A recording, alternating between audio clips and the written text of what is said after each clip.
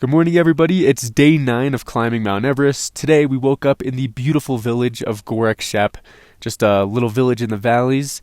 And really, our main goal for today is to get to Everest Base Camp, which is a pretty big deal because once we get there, the real climbing is going to start. So, yeah, enjoy. All right, so it's day 9 out here. We're working our way through this valley. Today, we get to base camp. So, we're feeling pretty good. Always nice if you're feeling good on your way to base camp. Gorak is the village where we came from, about like 20 minutes back that way.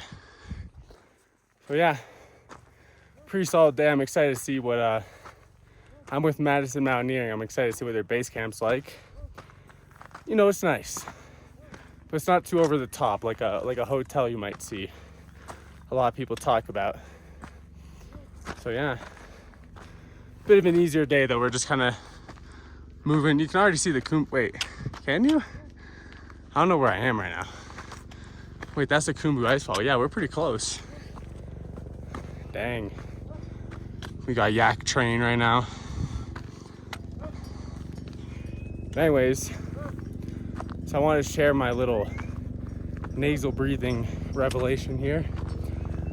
So as you all know, yesterday I had to resort to mouth breathing while we going to base camp.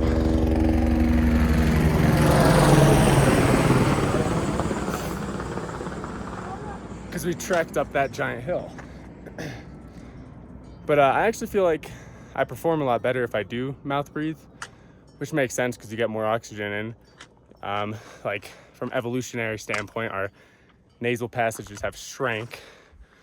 But you know, you don't always want to do through the mouth though, because you'll get the Khumbu cough. So kind of got to balance it out.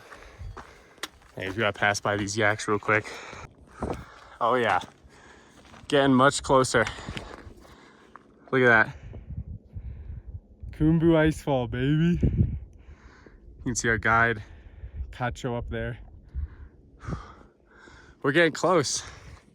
So this is really all our day is going to be, just to get to base camp and settle in, because we're going to be spending a few days there because we have to brush up on some technical training. So we're going to do some ladder training.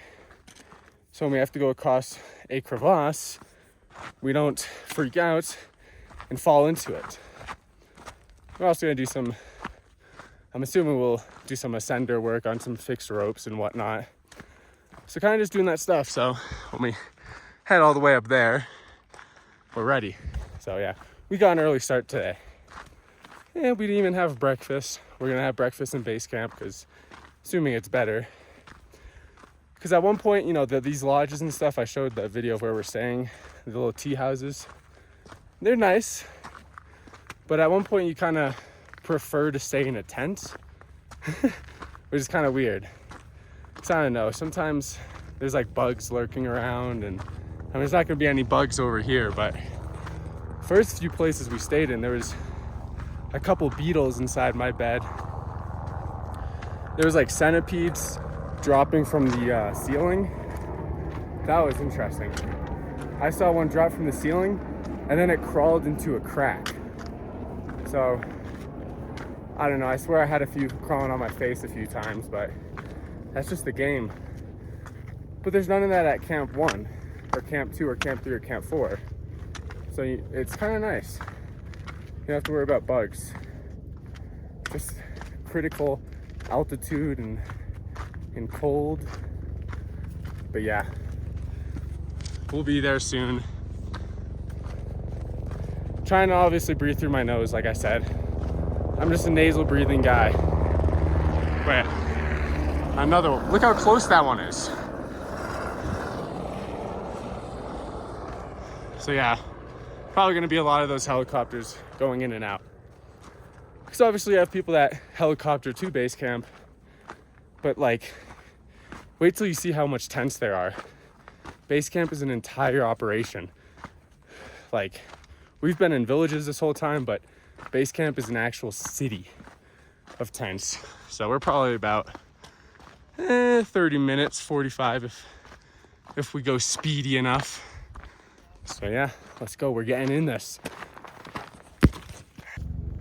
We're getting there.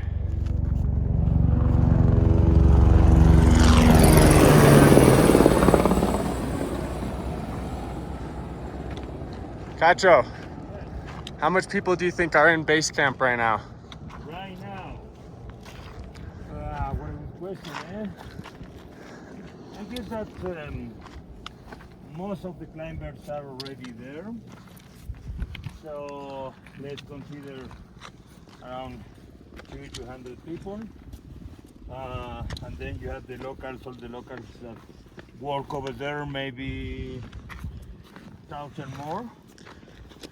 So yeah, maybe over 1,000, 1,200 easily.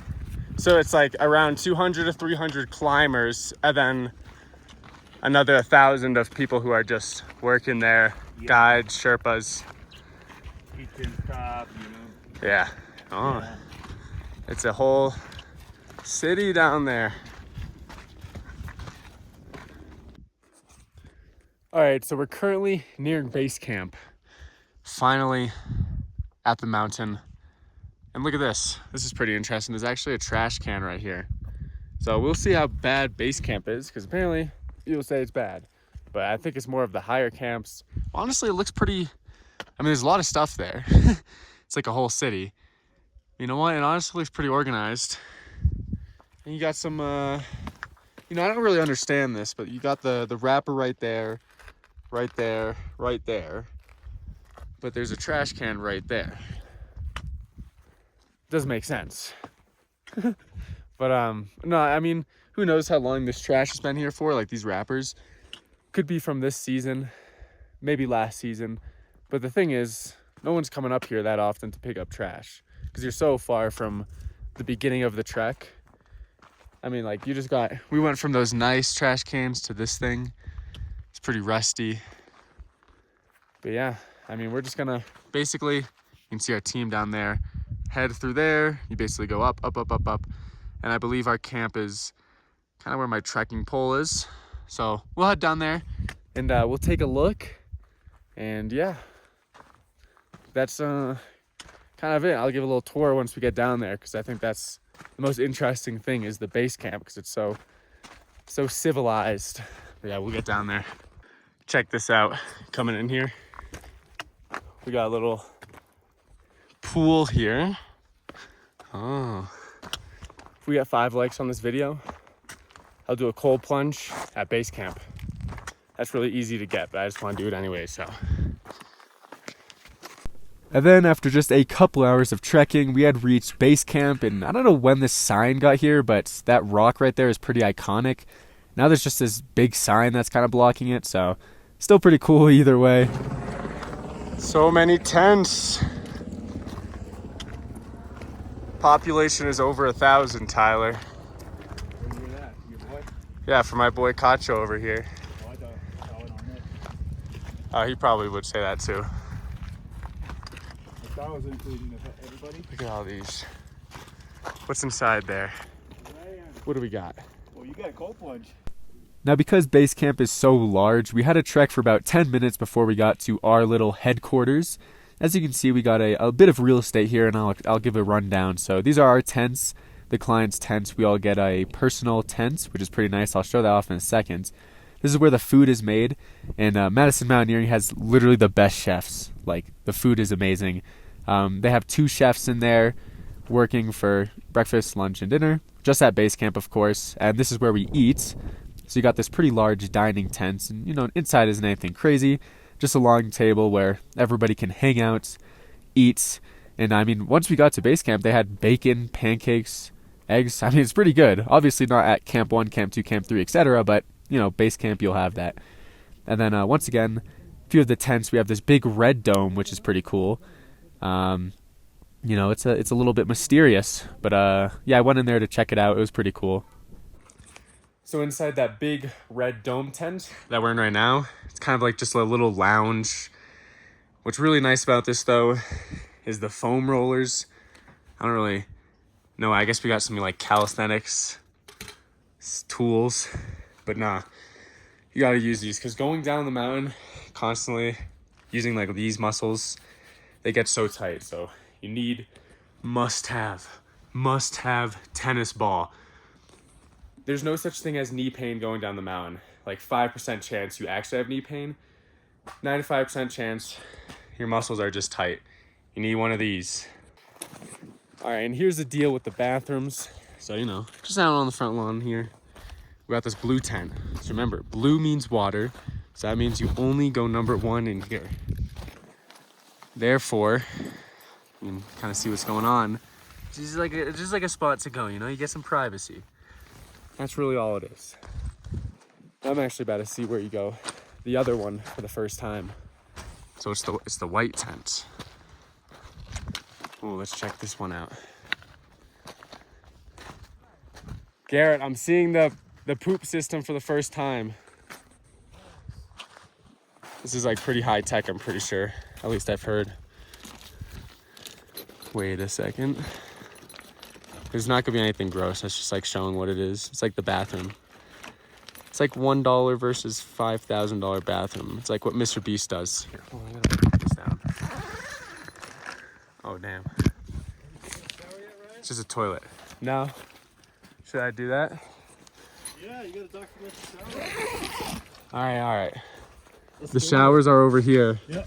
I haven't showered in months, Garrett. Hey, you started this trip 2 weeks ago. How could it be months? What? Before it. You don't shower at home? Maybe. No, just kidding. That would be a little gross. We'll take a trip over to this system here. There's a boy and a girl shower. That's pretty crazy. I didn't know you were running a Luxpedition out here. Sounds like somebody's in the shower. Hello! Hello! Oh, we have somebody in the shower.